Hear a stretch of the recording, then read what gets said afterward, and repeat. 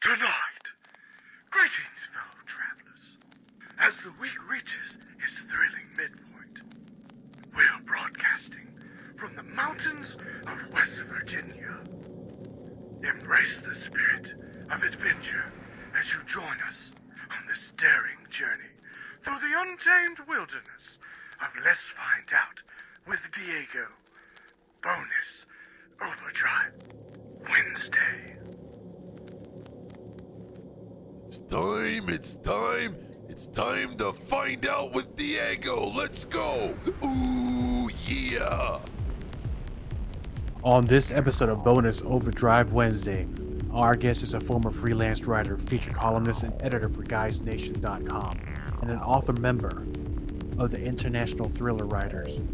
He is also the recent recipient of 3 2024 LitStar Book Awards, including Outstanding Book Series for his Jackson Clay and Bear Beauchamp series. His 4th novel, Happyland, will be out soon following his previous works, The Woodsman, Country Roads, and Chasing Devils. All this plus more. Please welcome our good friend, author BC Lienesch. BC, my friend, welcome to Bonus Overdrive Wednesday. Thank you, man. Thank you for having me. Absolutely, man. I think it was about a little less than a year ago we had a conversation. I think at that point you just released Chasing Devils. I released Chasing Devils 2 years ago. I had just recently got in the audiobook for The Woodsman, I think, last time we talked. And then, so with The Woodsman, and we're talking about audiobooks, did you take part in choosing the people who would be narrating the book? Yeah. I don't remember if we talked about it last time we were on, but I was picked by a company called Audio Sorceress. They did a Kickstarter campaign for people that at the time I was not signed to any publisher, so they were looking for an indie or self-pubbed author that, you know, it's a substantial investment to actually produce an audiobook if you're going to pay for the narration outright, as opposed to something like royalty share. So they did a Kickstarter campaign where they were going to basically pick a worthwhile novel or a novel they deemed worthwhile in their eyes, and they ended up picking up The Woodsman. And aside from them paying for it, I mean, it was just like any other project they do. We got auditions done. We had people read samples of the script, and we got to pick a narrator. And it was, luckily I was able to narrow it down to actually someone I was familiar with, and I thought he absolutely killed it. A little different feeling than once you publish your book. I know you open the box, you look at the book and say, oh my goodness, here's my hard work, and it's finally paying off. The reason I say it's something different is you sat down and did you listen to the book from start to finish with the narration? I did. I had approved the final files, so I listened to. So first they give you hear the audition, which is like 1 or 2 pages, I think. And then they give you they give you the first, what's called the first 15, which is basically nothing more than the first 15 minutes starting at chapter 1. And that's just to kind of get you a better feel. And then that's really your last like check-in before they go and go ahead and do the full audiobook.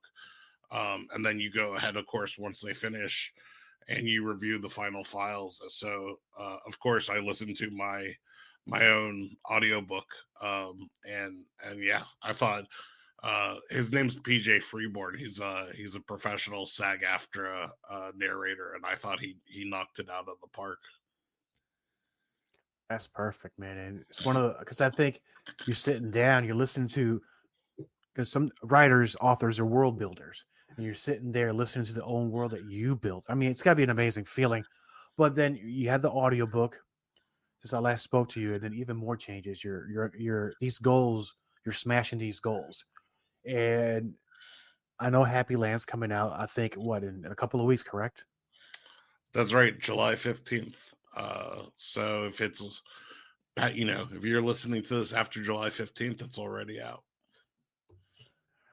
But since then, you just signed a 5-book deal with Liquid Mind Media. I mean, you're unstoppable, brother. I appreciate you saying it. No, that was something that was, I think you and I talked about last time we met up.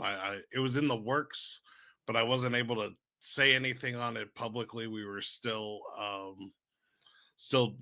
working out the finer points, but yeah, last August or September, I think it was, I officially signed my first book deal. It was a 5-book deal for the Jackson Clay series. So they took on the first 3 books that were already out. We've brought them now under Liquid Mind Media's publishing wing. So they've got fresh covers, they've got a fresh look. We updated them a little bit.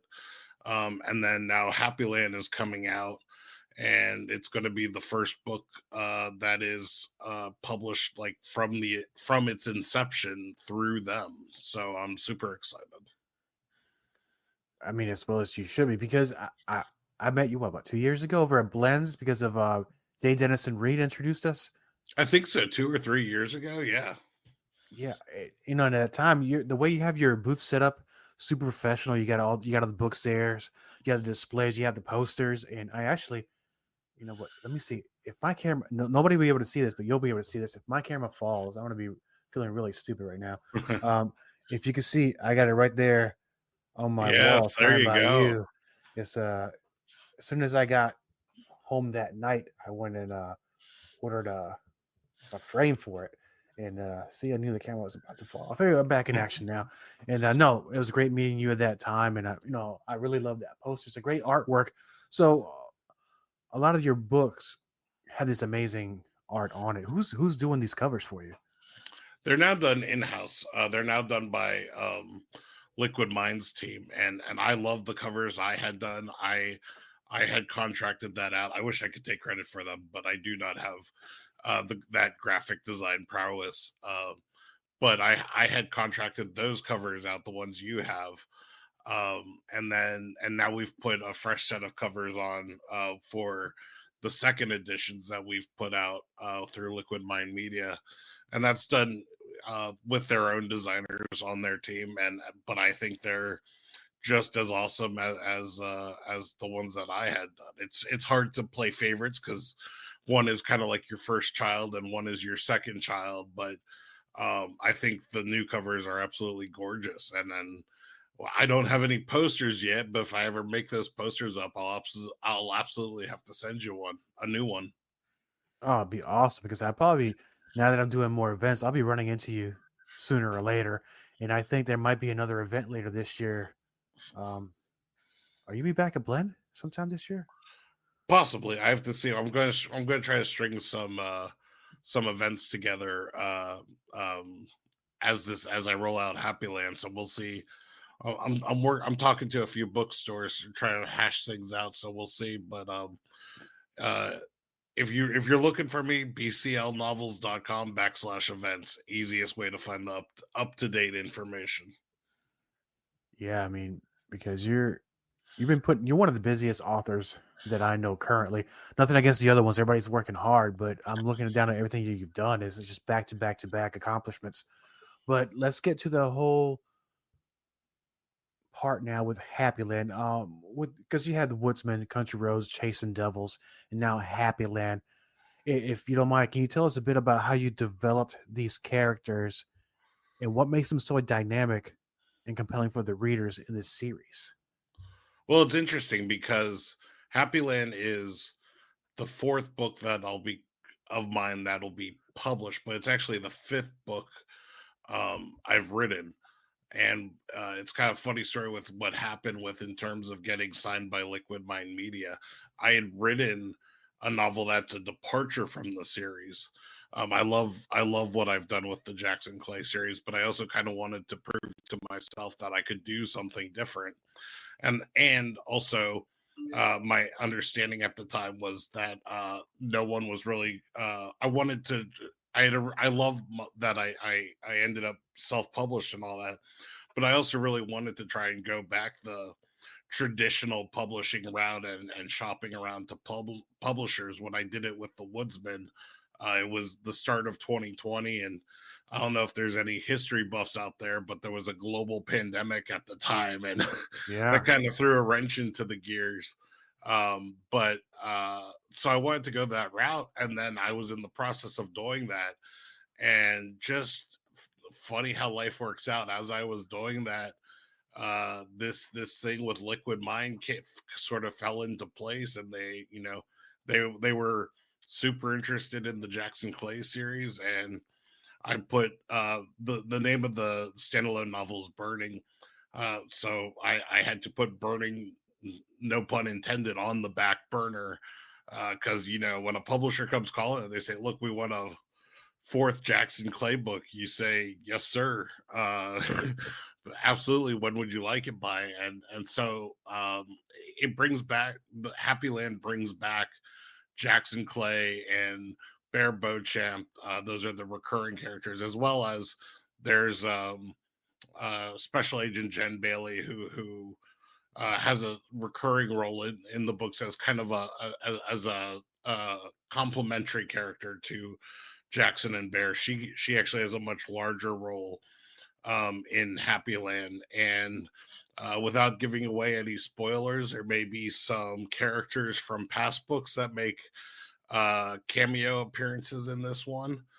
And yeah, I don't know. I think people have really responded to the characters, and they all sort of bring their different things to the table. I think people actually, I know Jackson is considered the main protagonist, but people, Bear's supposed to be a sidekick, but the based off feedback, people love Bear more than they love Jackson. Sometimes the sidekicks do get a whole lot of different shine. It might like Batman and Robin. Like Robin eventually became Nightwing, and people love Nightwing. And it's one of those things that you never know which character is really gonna rise into stocks in the novels. But let's go back something, because you were talking about you were writing a book outside of that universe, the Jackson Clay universe, and it's in the back burner currently. What's the challenge of if you're so invested all these years in building this world in the Jackson Clay series, and then you're going to put that world to the side, start something new? So how do you separate it?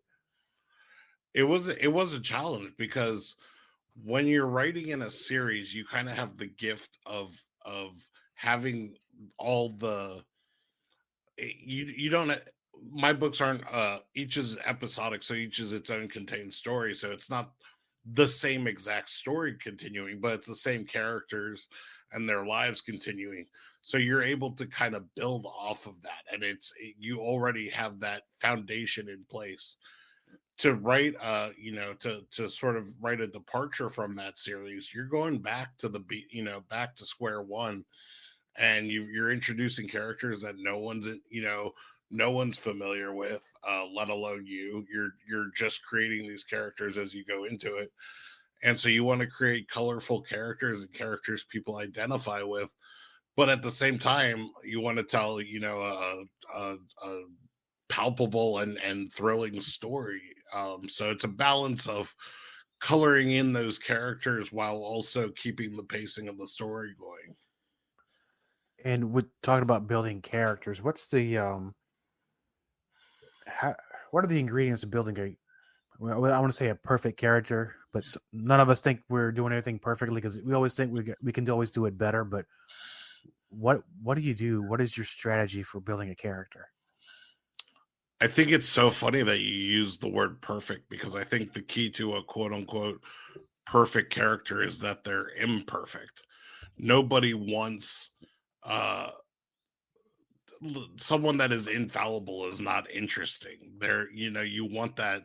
Even it doesn't even have to be a flawed protagonist, but a protagonist with a sharp weakness. People, when I created Jackson Clay, the idea for Jackson Clay was twofold. One, so my favorite writer is Robert Crace, and he's got a recurring set of characters, Elvis Cole and Joe Pike. And I've always said that Bear and Jackson are kind of my twist on Elvis and Joe. But also a lot of people compare Jackson to Jack Reacher. And I think that's so interesting, because I love the Jack Reacher series, but Jack Reacher is also this character that is kind of larger than life. You know, he doesn't he bleeds, but he doesn't let you see, you know, you don't see him hurt. And there's, you know, to each their own, but I wanted to show you a hero that, you know, feels things and has a dark past. And you know, Jackson deals with grief and deals with sort of rebuilding his life after tragedy. And so I think that's what really creates a compelling character is you want someone that is flawed because you want someone people can identify with. And everybody I know, you know, understands that they have flaws, and they work to either hide them or they work to minimize them. And so when they see it in others, it really creates a connection, and you can say, yes, I identify with what that character is going through, with that, you know, whatever conundrum they're going through. And it's interesting that you mentioned that. How has been the feedback from the fans of your series, especially with Jackson Clay? Because some about people identifying with flaws of characters. How's the feedback been so far? It's been phenomenal. It's always wild to me that so many people are reading what I've written, and when you really wrap your head around that, it's really a mind-boggling concept. One of the really amazing things that's happened with signing with Liquid Mind Media is that I have now the benefit of their marketing prowess. And all my books, not just Happyland, as it comes out, have really enjoyed kind of a second life here. And it's just the readership as a result has skyrocketed. I think when I signed, Woodsman had something like, I want to say 400 reviews on Amazon, and Wow. just in what's it been? So that was September. So I mean, we're talking like 7-8 months. It's already up to over 1,500 reviews. So it's just, and that's a fraction of the people that are actually reading it. You know, I would say probably less than 10% of people that read a book take the time to review it. And so it's just staggering to think that, you know, 1,500 people have taken time out of their day not only to read your book but to tell you what you think. And when I read stuff, I've had people reach out to me on Instagram and they're like, you know, I'm not a big reader, but I took a chance on your book. I saw you in XYZ bookstore, and I gotta say, man, I loved what I read. That's the coolest to me, is when people say, I'm not a reader, but reading your books made me a reader. That's, like, to me, like the coolest thing to hear. Yes, and then you mentioned getting somebody contact you through Instagram, and I see things sometimes, like somebody send me a message like, "Oh my gosh, what is it going to be?" And then I click on it. Oh, okay, this is a good guy. But Yeah, because you're taking your chances when you get a message through Instagram or any kind of social media. But you know, I know I joke, but this is very important to have this kind of feedback. Somewhere during this time, you're a three-peating LitStar Awards in 2024. How did that come to be? just applying for the awards. You know, I saw it and I thought, well, you know, what the hell? Why not? And I ended up winning not only one but three, which was kind of crazy because I knew that I was listed. They give you a heads up when you've been named a finalist, and so I was named a finalist for all three, but I didn't realize that they make multiple selections for general fiction, and two of the things that I was named a finalist for were in general fiction. So I thought mathematically I can't win all three. Two are in the same quote unquote category. And so it was even when I was told that I was a finalist, it was still a surprise to learn that I had won all three, not only for outstanding series overall, but for general fiction, for Chasing Devils, and for Country Roads. Man, that's outstanding, brother. Congratulations to you. I know you put a lot Thank of you. hard work into what you do because this is what you do. And then let me ask you, because I'm kind of new at the whole author game and not an expert by any means. Right. What in between these books, because I know you put a lot of heart and soul into this, not only the stories, the world building, and the characters. Once you're done writing and it gets published and it's released, what do you do for your time off? What do you do in between? Because you have to decompress sometimes. Yeah, I mean, it's you got to find the places here and there. I really try to um disconnect when the book's actually coming out. That's actually when I'm most hands off. That's when I'm actually, ironically, the less busy, because at that point now it's off to the publisher and they're getting proofreaders to look at it.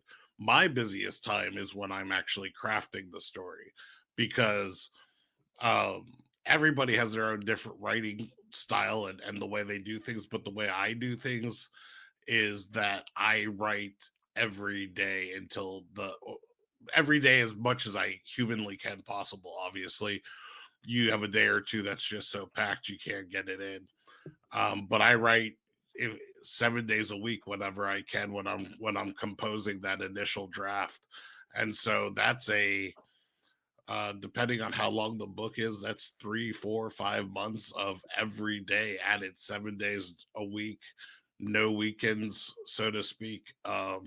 So that's when you can really it's good to like take a week or two and just go and just kind of take a step back, do whatever you do to relax. And for me, it's watching sports. It's playing games. I'm not a hardcore gamer by any means. I usually set whatever game I'm playing to the easiest level, because at the end of the day, it's supposed to be enjoyable. It's not supposed to add to my stress and my blood pressure.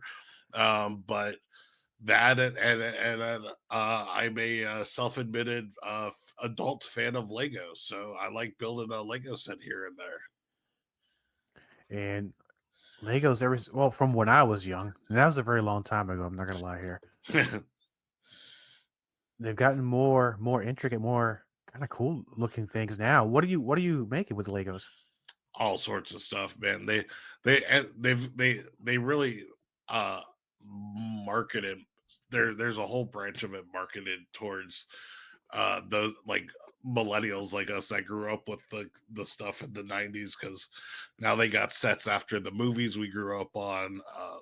I just put together a set modeled after Jaws, and I've modeled stuff off The Simpsons and all sorts of stuff. So they get me with the nostalgia stuff for sure. Let me ask you this: have you ever stepped on one? Oh yeah.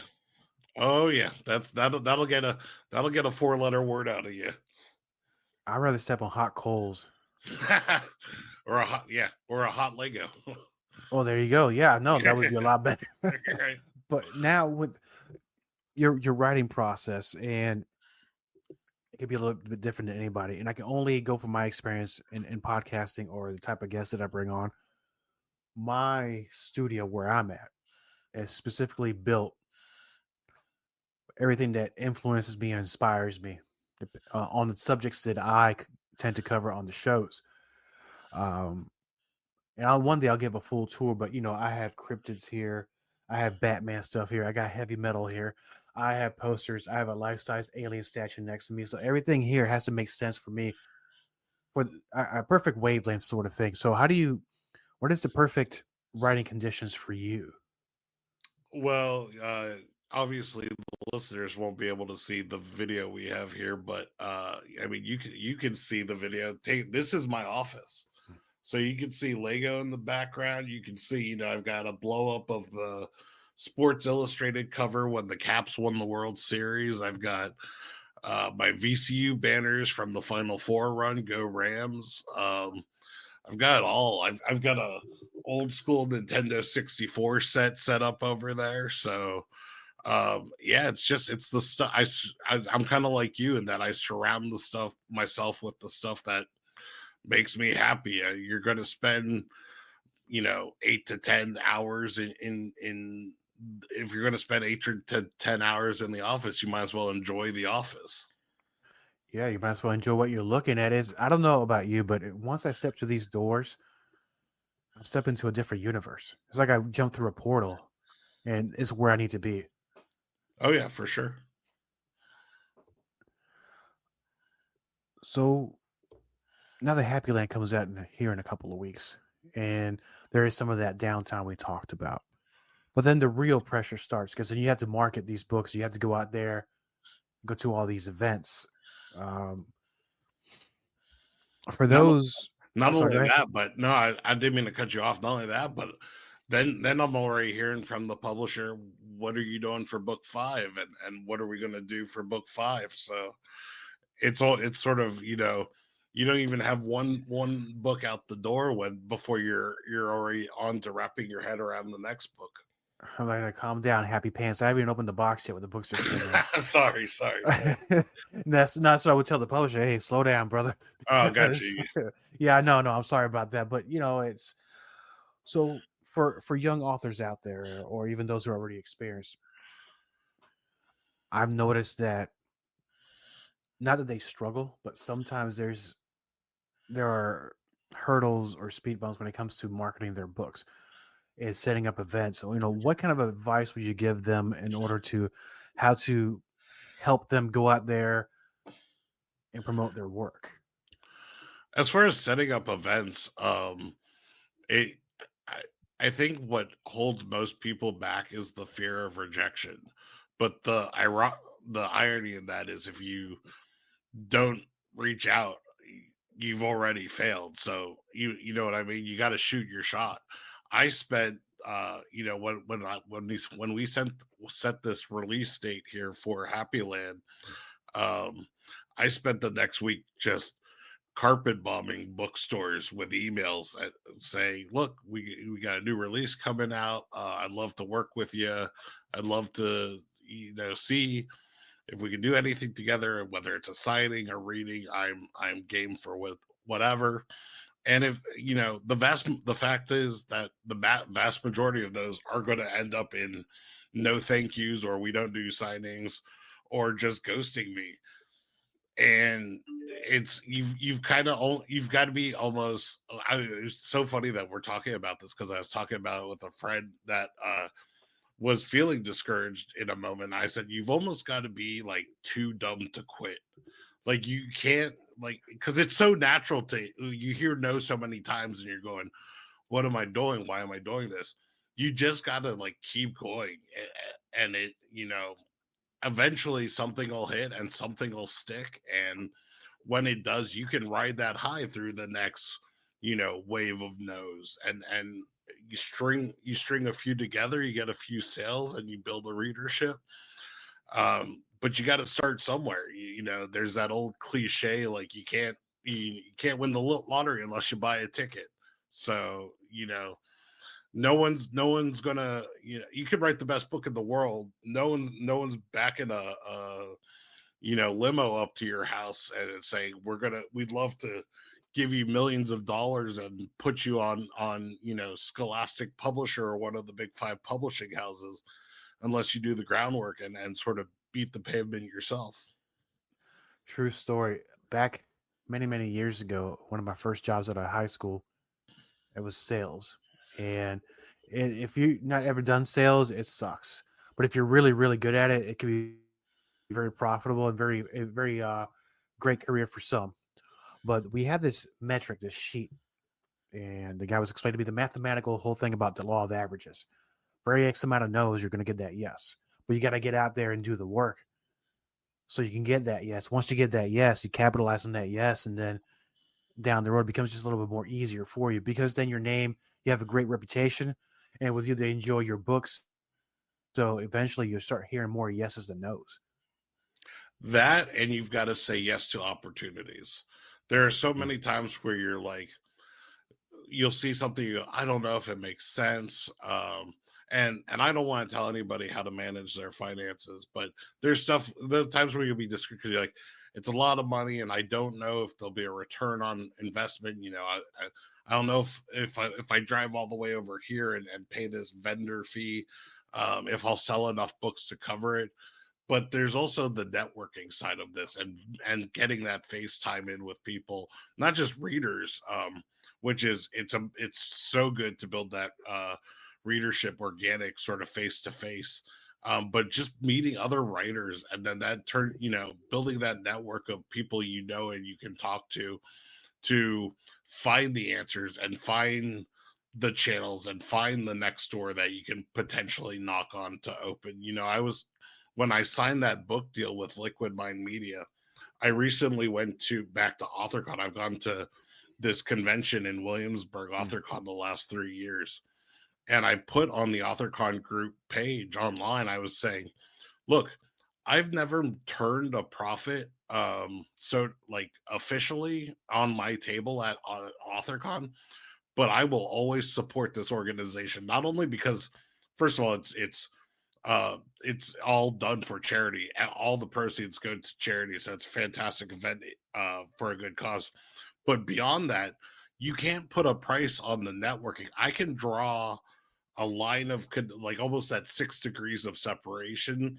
I can draw a line of people. Like, I met this person who introduced me to this person, who ultimately put me in touch with LT Ryan, who offered me that book deal. So none of that happens unless you get out and you start doing some of these events. And you can't be discouraged by slow selling days or slow signing days. That's just taking your lumps as you go with it, because it's almost like fishing. You're going to have that day where you're out there 3 hours and not a nibble, and then you're going to have days where they're literally jumping in the boat.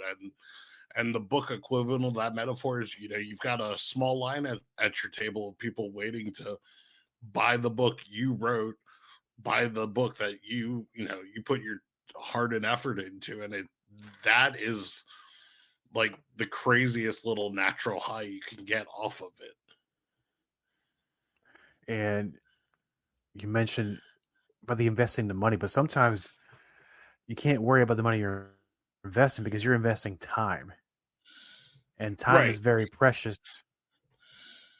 And don't get me wrong, there's no fast pass you can buy to do this thing. Even if money is not an object for you, even if you've got the money to start your own traditional publishing house, you still got to do the groundwork, and it's got to be a labor of love. But I only mentioned the financial thing because obviously for some people that's a very real thing. But you've got to invest in yourself if you want to make this thing work. You gave me a very gracious compliment where you're talking about my setup at the blend and stuff looked very professional. All that costs money, and it's easy to be skeptical and say, do I really need to get this sign made or these banners made? But it draws people in, and then and that's what this game is all about when you're trying to build a readership, is starting that initial conversation with your potential reader, with your potential audience.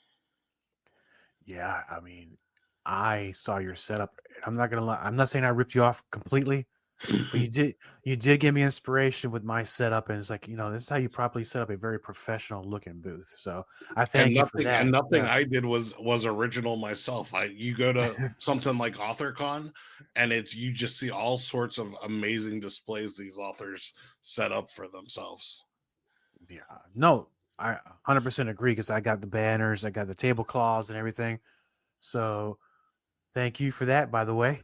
If you didn't know, you got to help me out as well. But you mentioned AuthorCon. I know that's in Williamsburg, and I think they're having another one this year, I believe. Or that's right. Every year they're doing it a little bit earlier this year. It's going to be in February. When we say this year, we actually mean next calendar year. It'll be the next one will be in February 2026. And in the spirit of talking about AuthorCon, I know that you sent me some notes that you have a very an interesting story that happened to you at one of these events. That's right. Yeah, no, it was this past AuthorCon was very surreal. So I mentioned that Robert Crace is one of my favorite writers, but I also have a number of writers right up there on my as a friend and I were talking about the other day. my personal Mount Rushmore of authors. And one of the really cool things I've gotten to do as I go to these fests with that and the international thriller writers and going to my first thriller fest this year is I've gotten to be on panels, author panels, where there's a different topic, this or that we're talking about. And this year I not only was on a panel, but then I moderated my own panel. And so I was moderating this panel on our favorite reads of 2024 with some just fantastic authors. Eric LaRocca, who's blowing up right now, just signed his books are in like every Barnes and Noble everywhere. Just a brilliant horror writer. Gemma Moore. I'm blanking on Eric Butler. It was a star-studded lineup of authors. And so we got through the panel was slated for an hour, got through our favorite reads and in like 40 minutes. And so I turned it over to the audience and I was like, anybody got any questions? And this guy raised his hand sort of in the back center, very last row. Goes, is there any books you're looking forward to in 2025? And this is in March, so most of the year is still ahead of us. And I'm looking at this guy. I don't have the greatest vision, and he's 40, 50 feet away from me, but I'm like, I swear to God, that guy looks like S.A. Cosby. But my brain is going, that doesn't make sense. S.A. Cosby's, a New York Times best-selling author. His books like Blacktop Wasteland were on like the Washington Post best books of the year. He would, in a convention of already fantastic writers, he would be easily one of the most famous and recognizable names. There's no way logically it's S.A. Cosby. So I put that thought out of my head, and we're going one by one, and I decided to chime in and when it was my turn and answer and give my own 2 cents on the question. And I said, my favorite writer, Robert Crace, has already put out his book actually this year, and it was fantastic. And then I said, and I'm really looking forward to S.A. Cosby's work. He's one of these authors that is so talented that you're almost mad when you read his stuff because you wish you wrote it. And I just start gushing over the guy's stuff. And the guy just kind of sheepishly raises his hand as I'm talking. He goes, yeah, that's me. And I'm going, it was like, I think you had to pick my jaw up off the table in front of me. It was so surreal because they say, never meet your heroes. And after the panel, not only did we have that moment one-on-one in the panel, but he came up to me found me after the panel, and we had like a one-on-one for like 10-15 minutes. And it was just so surreal. And he's the most down-to-earth guy. Like they say, don't meet your heroes, but he was